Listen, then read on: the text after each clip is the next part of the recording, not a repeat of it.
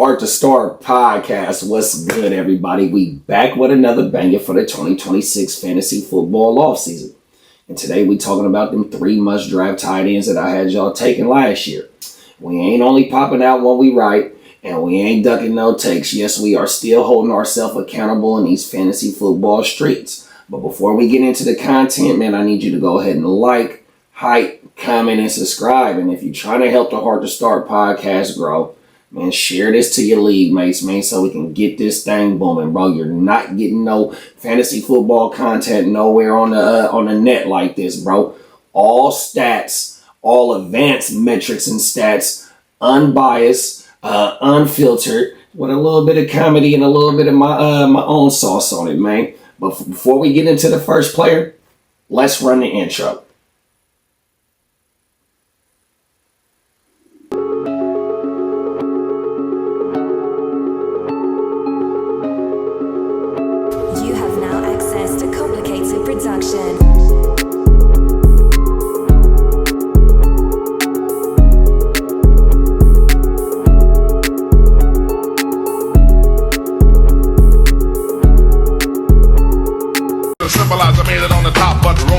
Last year was a shock. The tone of the Popeye cut shook your butt. Kids are screaming, the media says what? Kind of music is this for you to dance to? The man. Just like OG in the intro, Zach Ertz ain't fell off. We are about to break down why my projection on OG was half genius and half pain. Last season, I said Ertz was the biggest late round steal tight end in fantasy football. I said Brody would finish top 10 again. I said the world was locked in, and I said the red zone usage was safe, and the additions to Washington's wide receiver room, it really didn't matter to me, only the signing of Debo. But listen up, gang. I was wrong, but I also didn't bat 1,000 on this take as well. Let's go back to the 2024 season and see how bruh was out there eating. He wasn't eating silently. He was all up in your ear, in the movies, behind you, smacking on that popcorn out loud, letting you know that he was here, bruh. 100%. And them is facts. My OG was balling last year, bruh. He had 91 targets, 8 at the position, 66 receptions, 6 at the position, 7 total touchdowns, and he averaged 10.4 fantasy points per game. 9th at the position, and he also ran 366 slot snaps with 20 red zone targets on a 20.8% dominator rating. Unc was out there getting jiggy with it, and them is facts, man. So when we look at this 2024 breakdown, he played all 17 games. He averaged 5.4 targets per game, y'all. That means he got a role in the offense. 100%, hands down.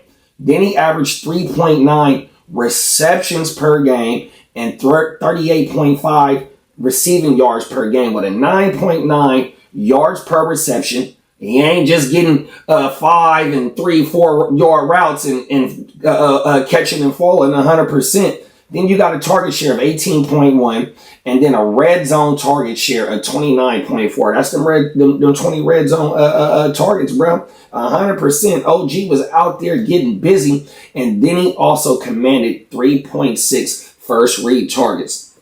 Not only is he a big part of the offense, but he's getting schemed up 100%. And so when we look at it, that's not a washed up tight end, my G's. That's JD5's second weapon, his second favorite weapon behind T-Mac, the Scottish lad, Teddy McLaurin.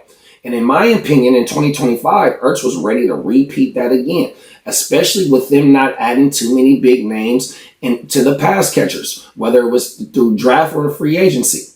So that was an easy call for us to go ahead and say draft Ertz. But we got to get back into 2025 to see what happened. Let's start with the W's, though, my G's, because I really did my thing on this tape. Washington's target breakdown, bro, was completely horrible. I said I wasn't worried about nobody in that wide receiver room but Debo. Of course, McLaurin was going to eat, but McLaurin was in and out the lineup. And then the only key factor over there, the main staple, was my dog Ertz. So let's look at this Washington's target breakdown, bro. You had Debo with 99. Zach Ertz with 72. Zach Ertz was second on the team in targets, second on the team in receiving yards, and second on the team in receiving touchdowns. He only had 72 targets. Terry McLaurin in and out the lineup with 60. And then Jalen Lane, a rookie, with 32 targets. And then Jeremy McNichols with 31 targets. Bro, that target breakdown shows you that, bro, there was nobody over there. And that's one of the reasons why we had, Zach Ertz on our radar. Then we got to get into the 2025 breakdown, bro, and see what really happened to bro. He posted a 20.2 target share, 7th at the position, and that's elite, gang. And that's what I expected. His slot usage was still heavy like a Chevy, but only with 254 compared to that 340 last year. And with the ADP of him going into last year, bro, speaking of Zach Ertz, he didn't Titanic your season. He didn't bust your season. And where you got him at, the ROI on your investment, it paid off 100%. We just didn't get him from week 1 to week 17 100%. And this is a marathon, not a sprint. But we just talked about the joy and the pain. Or we just talked about the joy in my take. Let's talk about the pain. Because this is where the lesson is lived, gang. I projected between 6 to 8 touchdowns. OG only put up 4 of them joints. That's not regression. That's the team regression, because the red zone volume collapsed in 2025. He only had, from 2025, he had 20 red zone targets in 2024 compared to the 8 of them joints in 2025. It's not a player problem. That was a team problem, 100%. You had 8 games with JD, 5 and 7 games with Mariota, or the other way around. So, yeah, we couldn't get nothing going out there. Oh, wait, my bad, y'all. Let's get this off the screen.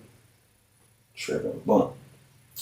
So, and the fact that Zach Ertz got hurt week 14 is what really unalived my take. Ain't no telling what he could have done with them last few games. That's not knocking OG for what he did. Salute to him in 2025. But the opportunity for back-to-back top 12 tight end finishes was right there, bro. The opportunity on the wall. And when we pull back up to 2025 comparison, and we'll do the side-by-side, the roles were the same for the last 2 years, in 2024 and 2025, bro. We're going to pull that stuff up real fast, too. But let's get into it. And my lesson learned is trust my process. I can't predict that Jaden Daniels will only play 7 games and Mariota will only play 8 games. And with 3 games ago, my OG would tear his ACL, and that damn near repeats his 2024 season if he doesn't do it. But we ain't taking no moral victories over here. Bro, we need you to start from week 1 all the way to week 17, bro, because we ain't trying to spin the bag on tight ends. 100%. Big tight end names don't always equal big tight end numbers, bro. And we're always trying to build the most complete roster, and that's why we got these must-draft tight ends that we looking for outside of the top 2 tiers, 100%. But let's pull this stat up right here, y'all. Y'all see it? The 2024 compared to 2025 season. Games played, only 4 difference. Targets in 2024, 91, 5.4 per game. Targets in 2025, 72. 5.5 per game. Target share in 2024, 18.1. 2025, 20.2. Deep target share, he upped it from 24 to 25, from 5.7 to 15.9. And this is a 34-year-old tight end that's still getting jiggy, y'all. Come on now, look. Slot snaps, 366, was getting jiggy with it in the slot in 2024. But we need you to calm that down and line up other places on the field in 2025. 254. Only 8 red zone targets in 2025. We just talked about the red zone drop-off, and that was part of because of the quarterback play. First read targets in 2024. 3.6. 25. 3.8. Like, look, bro, we ain't going to keep going through all that, but the role stayed the same. So the opportunity for him to back-to-back boom, it was there. He got a flat tire in week 13, bro. Oh, blah. So shout out to Zach Ertz, bro. We didn't boom this take. We didn't hit it out the park, but yeah, we did nail this 100%. Yeah, so let's get on to the next play. Hyphy ain't dead, we just resting. Big flexed up like I'm wrestling. Hey, bye. Okay, hey. Last year, I called Dalton Kincaid a post-hype sleeper. And just like the hyphy movement, Dalton's right to being the top tight end. It ain't dead, he just resting. I projected a breakout season, but we got another banged up season from Dalton. Let's get into what the fella got right and what the fella got wrong. I'm going to pull up these 2024 stats. Let's get into it, my G's. We got to go back to 2024, gang, to break down his case to be a breakout tight end, to show that this tape was not fraud. Brody had a 20.2% target share, 8th at the position, a 29.4% target rate, and he was second at deep targets. From weeks 3 through 10, Brody had 53 targets and never had less than 5 targets in that stretch. It's not a fluke or a random spike. That's the second year tight end becoming Josh Allen's second option, but he had a PCL sprain in week 10 and missed 3 games, but came back week 15. Let's look at these 2024 numbers before we go into the game log. 100%, because if you look at it, he was commanding 75 targets in 13 games, and that was almost 6 targets per game. Average 3.5 receptions per game and almost 35 yards per game. That's almost 8 points right there off the rip, bro. 7 points off the rip, off just his production. Then you look at his yards per reception, 10.2. Then you look at his ADOT, 7.6. He's getting used down the field. We need big plays every day, Mike. 100%. Then you see he commanded a 20.2% target share. He's getting busy over there in Buffalo, man. Josh Allen's second favorite option, 100%. Then we look, only 2 total TDs, 100%. You know what I mean? But he had 10 red zone targets in his second year.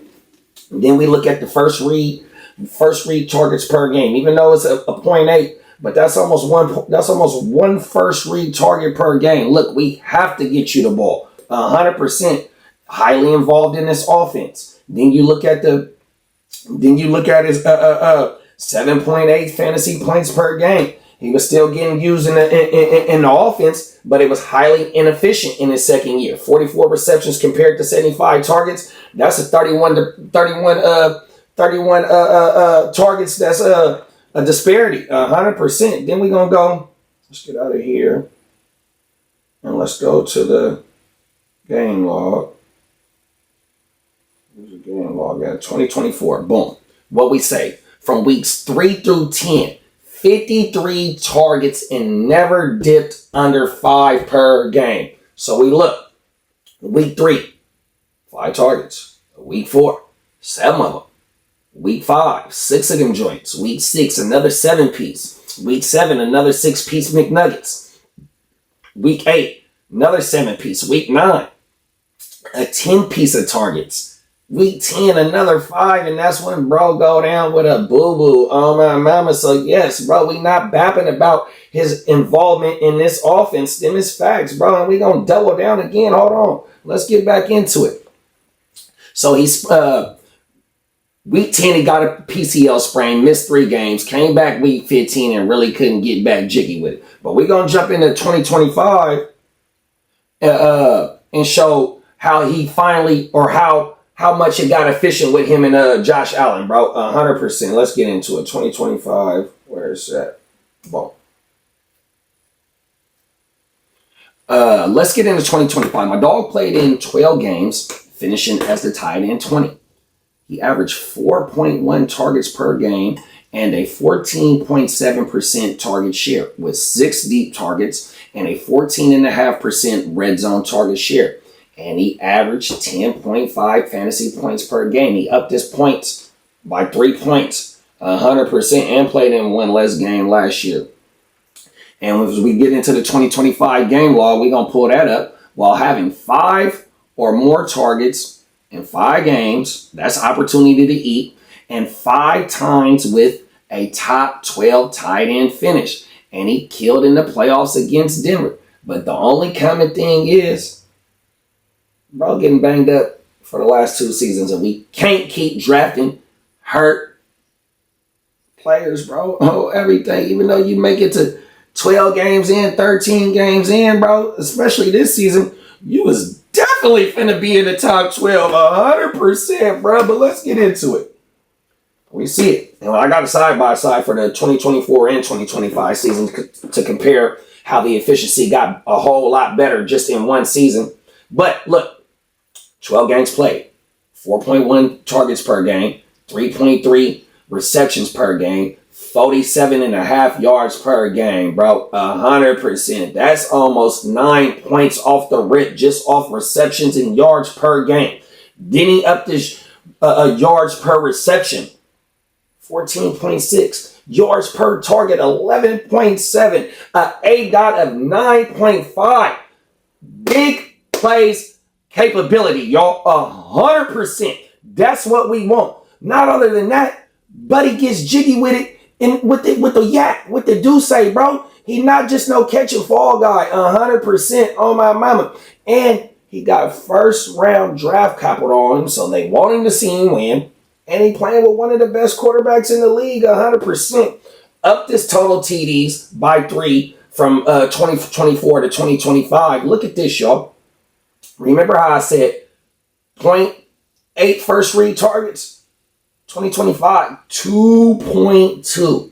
Focal point. We have to get you the ball. 100%. 15.1% first read target share. And then with the yards per reception and the yards per target, that's first and second at the position, bro. That's what we want for these late round tight ends. That's how we going to get them to boom, bro. 100% is by being able to be highly involved in the offense, getting used down the field, being able to catch and run with the ball. We just don't want you to catch the ball, run 5 yards, and fall. No, hell no.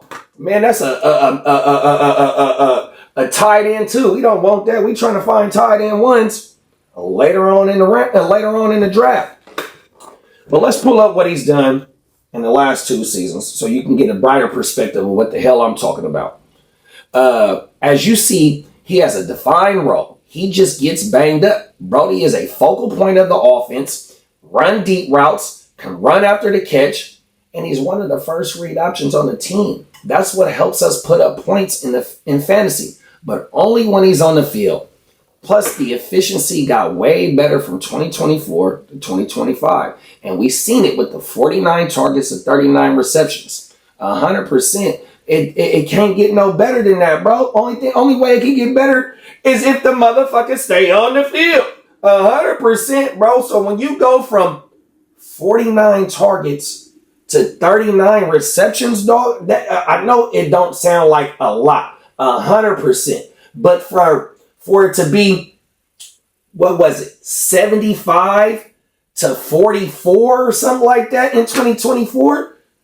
Bro, we don't got that much chemistry going on. You running one way, I'm throwing the ball that way, you coming back on a comeback route, I'm hitting you on a go route. Like, come on, man, we got to get this shit locked in. And that's what I said in 2024. Like, look, it's going to get better for them in 2025. You can go look through the archives, bro. It's on whack. 100%, and it highly got better, bro. 11.7 yards per target. 14.6 yards per reception, y'all. 100%. 541 yards compared to 448, with more opportunity in 2024 to have more receptions, because he had 75 targets compared to what he did in 2025 when he only had 49 with 39. Efficiency, bro. We just need you to stay on the field. Oh, my mama. But now it's time to see what the fella got wrong. I assume that the volume would stay the same. Let's pull this up. I assumed that the volume would stay the same from 2024 to 2025, which it didn't. He had 30 less targets. He had 16 less targets and playing in one less game is hella crazy to me. But the targets in 2025 was highly efficient and was doing damage, gang, especially with Dalton being second on the team in receiving yards and receptions and first on the team in receiving touchdowns. And how many games that Mark played? Bro, he only played 12 games. First and second in a lot of receiving categories, 100%. And then with no one on the team with over 100 targets, there was plenty of opportunity to eat, my G's, 100%. Other than that, other than assuming his body would stay the same, in which he averaged more points per game in 2025 than he did in 2024. His body got to stay the same. I need to take that back. His body don't need to stay the same. He needs that Wolverine titanium bones, 100%. Them facts. Yeah, he averaged more points in 2025 than he did in 2024. And I know I can't predict injuries, but that's back-to-back seasons that he missed at least 4 games, 100%. And we all know that the saying is, your best ability is your availability. And bro ain't played in 16 games since his rookie season. This going into year 4, 100%. So they, and like I said, bro, they definitely got their chemistry back, and it showed with the efficiency. 49 to 39 targets to receptions, and he had a 1.98 target separation, making defenders do the Watusi, making it easier for Josh Allen to get him the ball because he ain't got to put it in tight windows because he can get jiggy with it, do the Watusi on them DBs, 100%. And I keep stressing, bro, 11.7 yards per target first at the position and 14.6 yards per reception second at the position. And if was a fifth, we'll all be drunk. And if Buddy could have stayed on the field, that tight end one finish, not the overall tight end one finish, but inside the top 12, the right was on the wall, 100%. Them is facts. So my lesson learned is the process and the reasoning behind the tape was fired in a motherfucker, y'all. But when he got reduced to playing only 12 games with 5 tight end weeks in 12 games is ridiculous, bro. That's damn near half of the season that he played. He spent it being as a tight end 1. Had a few tight end 2 finishes. But just like the hyphen movement, Dalton ain't dead. He just resting, 100%. That was player number 2 on the board. We about to get into the last player. Let's go ahead. Appreciate y'all for sticking around.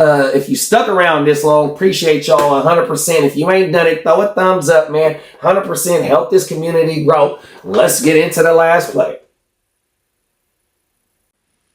Milli Vanilli Kid. That is right. In just 10 minutes. Count them 5, 10. You didn't think I could do that, huh?